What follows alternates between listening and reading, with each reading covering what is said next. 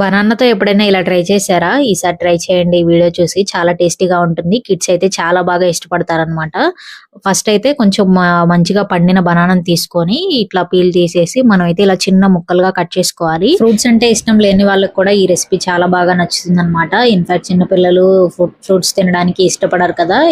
ఈ రెసిపీ ఇలా ట్రై చేసి పెట్టండి. చాలా బాగా తింటారు, ఎంజాయ్ చేస్తారు మంచిగా. ఇక్కడైతే నేను హెల్దీ వర్షన్ లో డార్క్ చాక్లెట్ ని అయితే మెల్ట్ చేసి దాని మీద స్ప్రెడ్ చేస్తున్నాను అనమాట.